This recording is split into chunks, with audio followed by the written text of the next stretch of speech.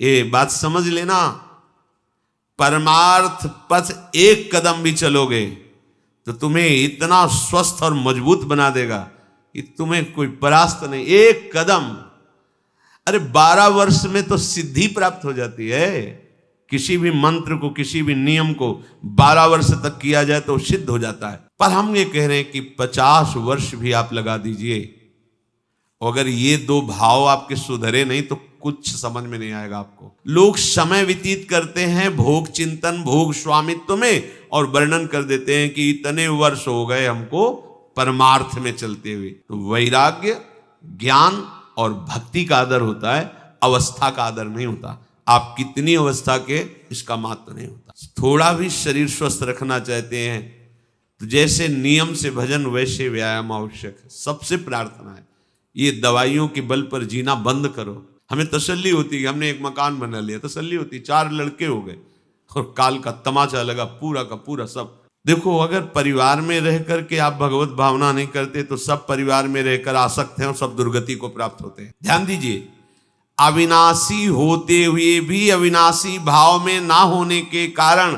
मुझ अविनाशी तत्व को विनाश की पूरी लीला सहनी पड़ती है। पूरे कष्ट सहने पड़ते हैं, नहीं सहने पड़ते। देखो आप, मेरे पास इतनी खेती, इतना बैंक बैलेंस, इतना परिवार, ऐसा ऐसा, और देखो हमारी दिनचर्या में ऐसा चलता है, हम ये खाते रहें, ऐसे करते रहें, ऐसे, और ये सब होता रहा है। अगर हमें भजन मार्ग में तो ये सुविधा चाहिए, ऐसा ऐसा। इतना कमजोर हो गया है मनुष्य। ये उल्टी बुद्धि लेकर जब परमार्थ में चला जाता है तो थोड़े ही समय में वो परमार्थ से विमुख हो जाता है। थोड़ा ब्रह्म मुहूर्त में उठना चाहिए। देखो, यदि जीवन को सार्थक करना है तो जिसके शैया में लेटे हुए सूर्य भगवान का उदय हो जाता है, उसकी आयु, बुद्धि, श्री, तेज, बहुत सी बातें नष्ट हो जाती हैं। अगर आपको जीवन में चाहे लौकिक उन्नति प्राप्त करनी हो या पारलौकिक, प्रातःकालीन कम से कम सूर्य उदय होने के 2 घड़ी पहले, 24 दूनी 48 मिनट, अभी सूर्य उदय होने में 48 मिनट हैं, आपने सैया छोड़ दिया, इसके आगे नहीं। सूर्य उदय होने के 48 मिनट पहले आप सैया से हट जाएं। अगर आप रात्रि में जगे हैं तो सूर्य उदय होने के 48 मिनट बाद फिर आप सो जाएं। लेकिन वो जो बीच का समय, प्रातःकालीन संध्या भुवन भास्कर भगवान पधार रहे हैं, वो आप सो रहे हो, तो आपकी आयु, आपका वैभव, आपकी बुद्धि, ये सब नष्ट होने लगती है, पता नहीं चलता लोगों। देखो कहाँ तेजवान चेहरे दिखाई दे रहे हैं। खूब तो सब खा पी रहे हो, खाने पीने क्या तेज एक अलग होता है, भागवतिक तेज अलग होता है। ब्रह्म मुहूर्त में उठे, प्रभु का स्मरण किया, जो 2-4 नाम ही सही, अपने बड़े बुजुर्गों को, गुरुजनों को भावना से प्रणाम किया, और पहली बात शरीर स्वस्थ रखने के लिए गर्म जल किया, हल्का, आधा लीटर से 1 लीटर तक जल पिया, भगवत भाव अर्पित करके, वज्रासन में बैठकर।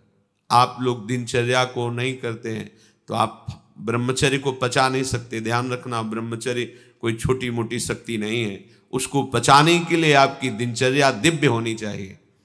फिर इसके बाद आप 5 मिनट 10 मिनट टहलिए, फिर सो जाइए। फिर जो शौचाचार की पवित्रता बताई गई उसके अनुसार आप स्नान आदि करके, पवित्र वस्त्र धारण करके, जैसे कोई महान व्यक्ति आ रहा है तो हम उसके आदर के लिए खड़े हो जाते हैं, ऐसे भुवन भास्कर पधार है, हाथ जोड़कर प्रणाम किया, अर्घदान किया, गुरु मंत्र जपा, आदि आदि। अब पड़े हो आप कि हम तो 2-3 बजे तक जगे हैं, ऐसा अगर आप भजन में जगे हैं तो भी सूर्य उदय के समय आप उठ जाइए।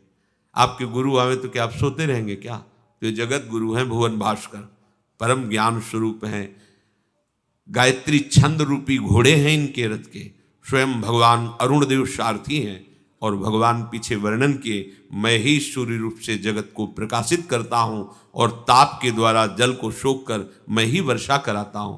भगवान का आदर करना। जो सूर्योदय तक सोते हैं उनकी बुद्धि में भागवतिक बातें, अध्यात्म बातें आ जाए, मेरी समझ में नहीं आता। अगर आप थोड़ा भी शरीर स्वस्थ रखना चाहते हैं तो जैसे नियम से भजन वैसे व्यायाम आवश्यक है। सबसे प्रार्थना है, ये दवाइयों के बल पर जीना बंद करो। शरीर में जितनी आवश्यकता जल की है, अगर उतना नहीं जाएगा तो आपकी एसिड बनेगी, फुंसियाँ निकलेंगी, कब्ज बनेगा, कई परेशानी। हम साधकों को कहते हैं, कभी कभी जैसे पूछते हैं कितना जल पिया, वो अभी तो पिया नहीं। अच्छा, ये शरीर है, ये एक गाड़ी है, कोई सच्चिदानंद नहीं है। उचित आहार, उचित जल, व्यायाम के लिए कुछ समय नहीं। और भी 10 दिन बीमार पड़ोगे फिर देखो, आप कहते हैं समय नहीं है। हमने अपने बीमार स्थिति की दिनचर्या को बताया, शीत धाम की 2 बजे उठना, जो आपको बोल रहे हैं ऐसे ही दिनचर्या करते, और 45 मिनट व्यायाम। इसके बाद तुरंत प्रणाम करके वृंदावन की परिक्रमा, फिर आके श्री जी की मंगला, फिर आके 9 बजे तक गुरुदेव भगवान की सेवा में, फिर वहां से आके श्री जी का श्रृंगार, फिर भिक्षावृत्ति आदि 12-1-2 बजे तक। कोई चाय, कोई पानी, कोई ऐसा कुछ नहीं कि बाल भोग, कुछ नहीं था ही नहीं। जिंदगी में 100 ग्राम दूध नहीं खरीदा कि भाई हमारा दूध बन, कभी नहीं ऐसा। पर कभी ऐसा महसूस नहीं हुआ कि मैं बहुत कमजोर हूं। ब्रह्मचर्य को पचाने के लिए बहुत शरीर को क्रियाशील होने की आवश्यकता है। या तो प्राणायामों के द्वारा, आसनों के द्वारा, अब ना आसन है, न प्राणायाम है, न व्यायाम है, और फिर क्या, कैसे भावना आपकी भगवत भावना बनेगी? तो एक प्रमाद स्थिति, एक छिन्न भिन्न खिन्न स्वभाव नहीं बात बनेगी। अध्यात्म का साधक जो होता है, नवीन खिला हुआ कमल जैसा, मुख प्रसन्न तन तेज विराजा, कीनेस रामचंद्र कर का। कोई असाध्य रोग, कोई बहुत पीड़ा, वो बात अलग है। नहीं तो ऐसा वो जैसे कमल खिला होता है ऐसे खिला रहता है। क्यों? हर समय चिंतन सही, आचरण सही, सब कुछ सही। जो भगवत भावना विहीन जीवन है वो मुर्दा जीवन है। जिन हरि भगति हृदय नहीं आनी, जीवित सब समानते प्राणी। वो जान नहीं रहे, मुर्दे जैसा जीवन है। क्या जीवन का महत्व? वही गंदे भोगों को भोगना, उसी का चिंतन करना, और भोग भोगने वाले शरीर को स्वस्थ रखने के लिए विषय सामग्री इकट्ठी करना, इसके बाद मर जाना। बोलो इसके अलावा और क्या है? ये बनाया, वो बनाया, वो बनाया, जरा सा हिला, पूरा का प्रांत नष्ट हो गया। क्या है इसमें? शाश्वत क्या है? हमें तसल्ली होती है, हमने एक मकान बना लिया, तसल्ली होती, 4 लड़के हो गए और काल का तमाचा लगा, पूरा का पूरा सब। क्या तसल्ली? हृदय को तसल्ली तब दो जब नाम चल रहा है, राधा राधा राधा राधा। दिनचर्या ही नहीं बन पा रही है आज के नए समाज की, दिनचर्या ही नहीं बन पा रही, भगवत भावना ही नहीं है। देखो, अगर परिवार में रह करके आप भगवत भावना नहीं करते तो सब परिवार में रहकर आसक्त हैं और सब दुर्गति को प्राप्त होते हैं। जब तक भगवत भावना नहीं है तब तक सब अविधि पूर्वक है। मान लीजिए सब अविधि, विधि भगवत भावना है। कुछ भी, किसी से भी, कोई भी, बस भगवत भाव, वही आनंद का अनुभव हो जाएगा। अतः उनके द्वारा किया गया देवताओं का पूजन मूल में मैं ही हूं, मेरा ही है, पर वो अविधि पूर्वक है। अविधि पूर्वक का तात्पर्य है कि वो ये नहीं जानते कि इस रूप में सर्व सामर्थ्यशाली भगवान ही विराजमान है। कभी कभी मंत्रों का ज्ञान नहीं होता, पूजन की सामग्री शुद्ध नहीं होती, भाव शुद्ध नहीं होता, इसलिए उनका पूजा सेवा आगे चल करके फल प्रदान नहीं कर पाता। प्रभु कह रहे हैं, मेरे में रिझाने के लिए किसी पूजा सामग्री की या किसी धन संपत्ति की आवश्यकता नहीं। पिता को बस इतना ही चाहिए कि वो अपनापन करके दौड़ के उनकी गोद में बैठ जाए, बस।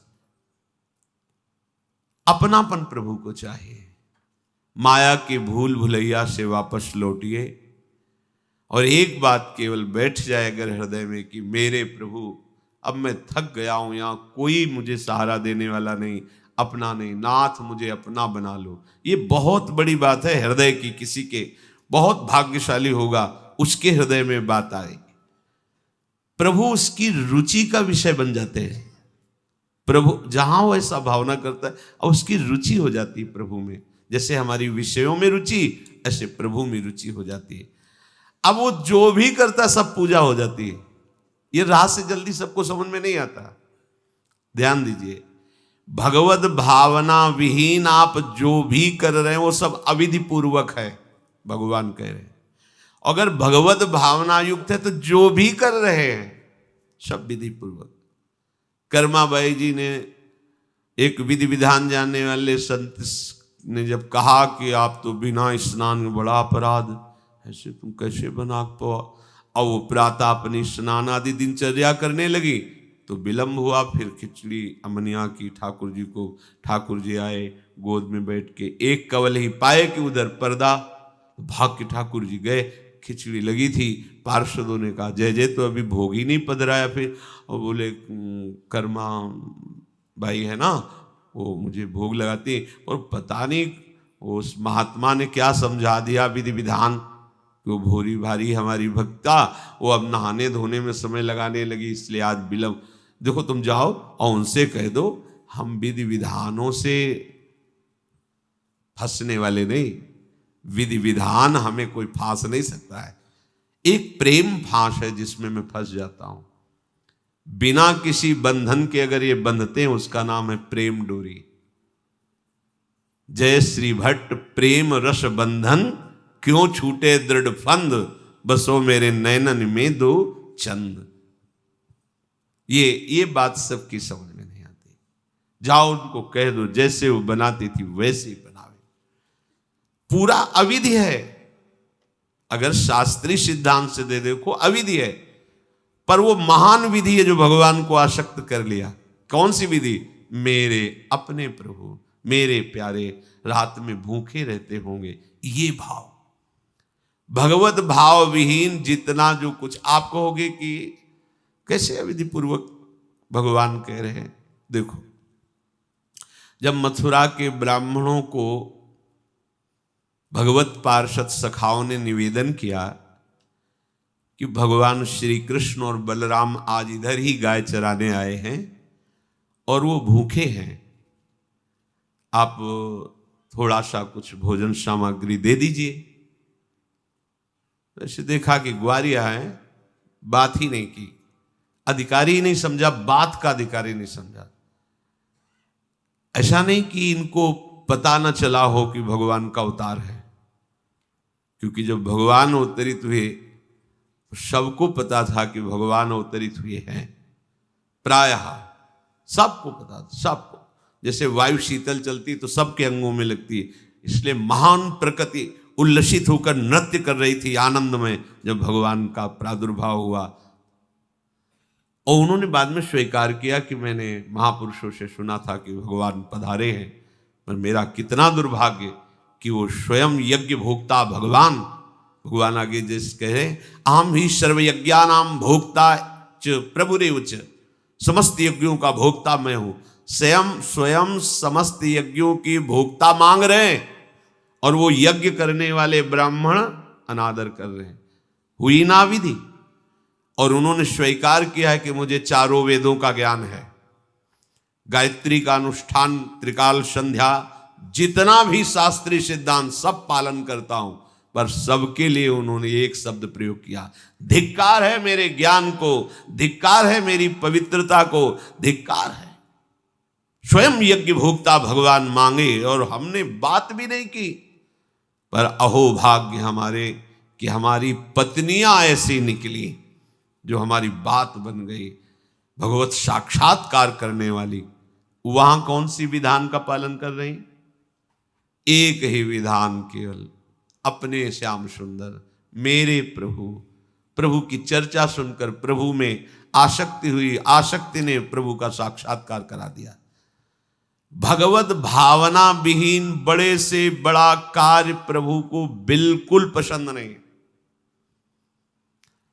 दुर्योधन ने दुशासन के महल में ऐसी भोग सामग्रियों का रचना करवाया था कि देवराजेंद्र भी ललचा जाए, और मूल उद्देश्य था कि श्री कृष्ण को रिझा लेंगे, अपने पक्ष में कर लेंगे। प्रभु ने उनसे वार्ता जब संधि की तो उन्होंने कहा कि बिना युद्ध के 5 गांव की बात क्या, सुई के अग्रभाग भी नहीं दे सकता, सुई के अग्रभाग भर भी जमीन नहीं दे सकता। 5 गांव की भगवान ने कहा था ऐसा करो, तुम हस्तिनापुर के चक्रवर्ती सम्राट पर बैठे रहो, 5 गांव दे दो पांडवों को, वो मेरे भक्त हैं, मेरा आदेश पालन कर। उनका सूजी अग्रे न केशवा, सुई की नोक भरने। भगवान चलने लगे तो कहा आओ प्रसाद पा लीजिए, भोग पा लीजिए, आइए महल में। तो उनका पाया वहां जाता है। यदि पवाने वाले में प्रीति हो या पाने वाले को मिलता ना हो, बहुत भूखा हो, मेरे को भूख नहीं है, तेरे में प्रीति नहीं है, चल दिए भगवान। भगवान उधर गए भी नहीं, और गए का भगवत भाव भावित विदुर जी के घर, वहां मांग करके छिलके पाए। देखो छिलके पवाना विधि है अविधि है। अभी सेवा अपराध में सुन रहे थे ना, हाँ, अच्छा से अच्छा पदार्थ प्रभु को पवाना, और वो अच्छा पदार्थ तो फेंक रही है और छिलका पवा रही। अविधि है, पूरी अविधि है, लेकिन यही सही विधि है, क्योंकि वो है ही नहीं भाव में इतनी ऊंचाई पर डूबी। उन्हें कोई, जैसी विदुरानी जी वैसे ही लालजू महाराज पा रहे, उनको भी शुद्ध नहीं हो, कह रहे वाह बहुत सुंदर, बहुत स्वादिष्ट। वो भाव पवा रही तो वो भी भाव का स्वाद ले रहे। अपने उपास्य देव में प्रियता हो जाना ये सारी विधि है। इसीलिए अपने वृंदावन उपासी जन जो है, वृंदावन रसोपास्य, यहाँ मंत्रों के आदेश से सेवा पदार्थ समर्पित नहीं किया जाता। अमुक मंत्र पढ़ो फिर वो सेवा नहीं, यहाँ तो राधा राधा राधा। और जब जैसा भाव आया, या ऐसा नहीं कि ये ऐसे ऐसे ऐसे न, जब भाव आया अपने भाव में, भावोत्सवेन भजताम रसकाम धेनु, भाव ये थोड़ा भक्ति का फलस्वरूप भाव होता है। जो प्रभु से विलग भाव करके उपासना की जाती है वो अविधि पूर्वक हो जाती है, और जो भगवत भाव करके की जाती है वो सब विधि मानी जाती है। जिसमें हमारे प्रभु को सुख मिले, ऐसी भावना करके जो भी किया जाए उससे भगवत प्राप्ति निश्चित है, क्योंकि सब यज्ञों का भोक्ता मैं हूं, मैं सबका स्वामी हूं। परंतु ये जो मेरे से विमुख है ये ऐसा नहीं जानते हैं, ये मुझे तत्व को नहीं जानते, इसलिए ये अन्य भावना किया करते हैं। जो मेरे को नहीं जानते हैं, मेरे भाव से नहीं है, वो कुछ भी करें उनका पतन ही होता है। बात इसमें यह है कि जब अविनाशी नित्य चिदानंद भाव ही नहीं है तो विनाशी खेल में सत्य भाव से लगोगे तो तुम अविनाशी का विनाश ना होते हुए भी विनाश की सारी लीला सहनी पड़ेगी। जैसे आत्मस्वरूप जो हमारा स्वरूप है उसमें किसी शस्त्र का, मंत्र का, किसी भी दैवी शक्ति का कोई भी बस नहीं है। जो हमारा आत्मस्वरूप है कि मंत्रवेत्ता कोई भस्म कर दे, किसी दिव्यास्त्र का संधान करके हमारी आत्मा को छेद भेद दे, अक्लेद्य है, अशोष्य है, अदाय है, फिर भी हम जलन का अनुभव करते हैं अंतर और बाहर से भी। क्यों? वहां तो बता रहे हैं कि अदाय है, कोई भी ताप आत्मा को स्पर्श नहीं कर सकता, फिर ये जलन क्यों होती है? लगता तो हमें ही कि मैं अंदर से जल रहा हूं या बाहर से शरीर में अग्नि आदि छू जाए तो ताप लगेगा, क्योंकि हम अपने अविनाशी भाव में नहीं हैं। ध्यान दीजिए, अविनाशी होते हुए भी अविनाशी भाव में ना होने के कारण मुझ अविनाशी तत्व को विनाश की पूरी लीला सहनी पड़ती है, पूरे कष्ट सहने पड़ते हैं। नहीं सहने पड़ते? देखो आप, जन्म मरण मेरा थोड़ी होता है, मेरा स्वरूप नयनम छिन्नन्ति शस्त्राणि नयनम दहति पावकः न चैनम क्लेदयन्त्यापो न शोषयति मारुता, पर हो रहा है। हम जल में डूब के मर सकते हैं, हम वायु के प्रवाह में, हम नाना प्रकार के दुखों के प्रवाह में। क्या हुआ? बोले चूंकि तुम अपने अविनाशी स्वरूप भाव से बिलग हो। समझ गए? वही बात यहां श्री भगवान कह रहे हैं कि यदि तुम ये भाव नहीं समझ पा रहे कि सबका भोक्ता मैं ही हूं, सब यज्ञ जितने भी साधन सबका फल प्रभु ही है, मैं सबका स्वामी हूं। जो मेरे को तत्व से नहीं जानते हैं, मेरे पर भाव नहीं करते, उनका पतन ही होता है। कारण ये अविनाशी भाव ना होने के कारण, विनाशी में सत्यत्व भाव होने के कारण परिणामता कुछ हाथ नहीं लगेगा, केवल नाश ही नाश। जब हम प्रभु की तरफ चलते हैं तो उसमें प्रधानता होती किसी संत या शास्त्र के वचन। ऐसे आप चल ही नहीं सकते। कभी भी कहीं भी कोई भी प्रभु की तरफ चलेगा, पहला कदम चला होगा तो किसी न किसी संत के वचन सुने होंगे या शास्त्र के वचन, दोनों एक ही बात है। जो संत भगवंत की वाणी है वही शास्त्र है। बिना उनके वचन सुने परमार्थ का पता ही नहीं चलता है। तो जब हम प्रभु की तरफ सत्संग सुनकर चलने को होते हैं तो ये दो मुख्य बाधाएं आकर खड़ी हो जाती हैं। भोगों की भोग वृत्ति, संग्रह वृत्ति जो हमारे अंदर रही है, तो वो हमको इतना कमजोर कर देती, लगता है अगर ये चीज नहीं होगी तो हम रह नहीं पाएंगे, ऐसी ऐसी व्यवस्था होगी तो हम नहीं रह पाएंगे। बड़ा कमजोर हो गए अपने लोग। हाँ, ऐसा होना चाहिए, ऐसा होना चाहिए, ऐसा होना चाहिए। भोगों का भोक्ता और भोगों के संग्रह युक्त स्वामी भाव। मेरे पास इतनी खेती, इतना बैंक बैलेंस, इतना परिवार, ऐसा ऐसा, और देखो हमारी दिनचर्या में ऐसा चलता है, हम ये खाते रहें, ऐसे करते रहें, ऐसे, और ये सब होता रहा है। अगर हमें भजन मार्ग में तो ये सुविधा चाहिए, ऐसा ऐसा। इतना कमजोर हो गया है मनुष्य कि वो भोगों की भोगने की वृत्ति और भोगों के संग्रह करने की वृत्ति और भोक्ता और संग्रहित वस्तु का स्वामी मैं, ऐसा, ये पहली परमार्थ में बाधा वृत्ति है।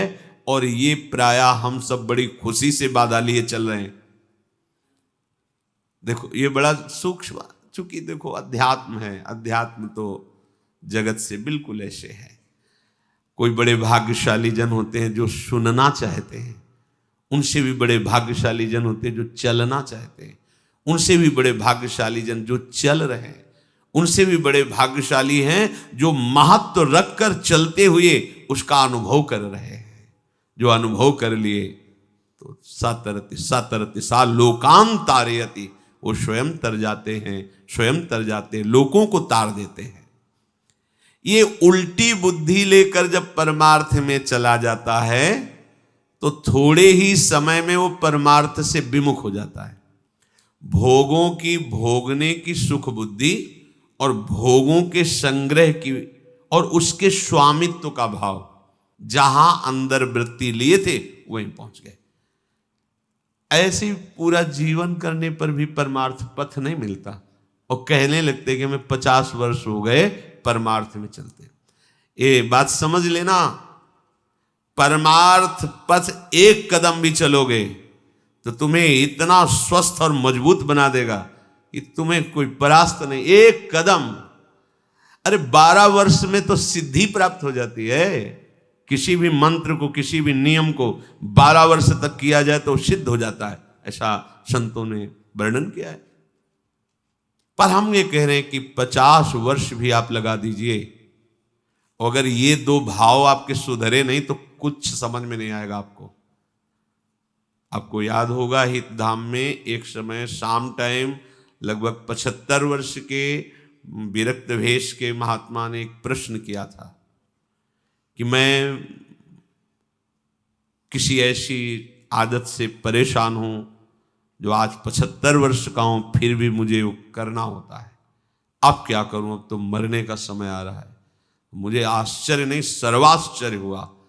पूरा जीवन भगवत मार्ग में चलने का प्रमाण देने वाला कि मैं भगवत मार्ग का पथिक हूं, 75 वर्ष की अवस्था में वो अपनी उस वृत्ति को नहीं छोड़ पाया जो भगवान से विमुख करती है। अब कहीं डींग अपने लोग हाँक सकते हैं कि इतने वर्ष हो गए परमार्थ। शरीर का समय व्यतीत करना कोई परमार्थ का मार्ग तय कर लेना नहीं है। विवेक के द्वारा भोगों का त्याग करके निरंतर परमात्म चिंतन, ये परमार्थ का मार्ग है। आप चल के इस पे देखो कैसा अनुभव। लोग समय व्यतीत करते हैं भोग चिंतन भोग स्वामित्व में और वर्णन कर देते हैं कि इतने वर्ष हो गए हमको परमार्थ में चलते हुए। दम्भ कभी सत्य वस्तु का अनुभव नहीं कराता, नाटक कभी सच्चिदानंद रस का अनुभव नहीं कराता। भगवत रसिक जी कह रहे हैं बिन विवेक वैराग्य भक्ति बिनु सत्य न एको मानो। बिना विवेक और वैराग्य और प्रेम भक्ति के उसकी एक भी बात सत्य नहीं मानना है, कोई भी हो कितनी भी अवस्था का हो। ऐसा जरूरी नहीं कि कोई कितनी भी अवस्था का वयोवृद्ध या कोई उसकी बात हमें माननी ही है सुननी है, ऐसा नहीं।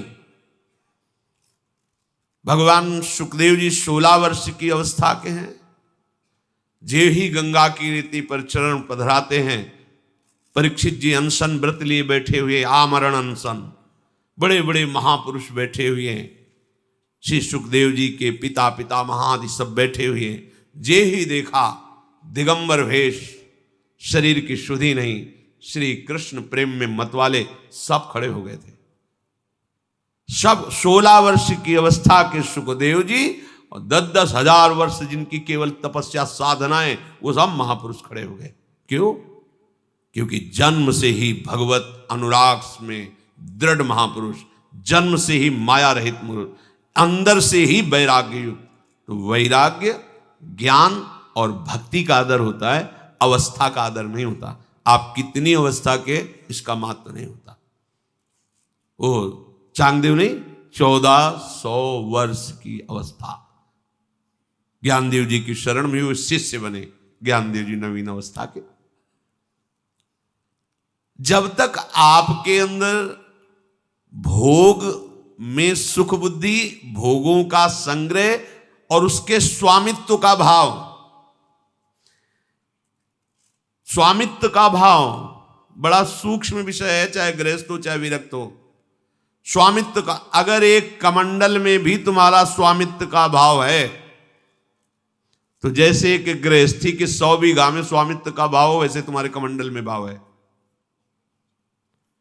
ये मेरा कमंडल नहीं, प्रयोग के लिए प्रभु ने दिया, इस शरीर के प्रयोग के लिए, दिनचर्या में काम आएगा। बस मेरा शब्द केवल प्रभु के लिए है।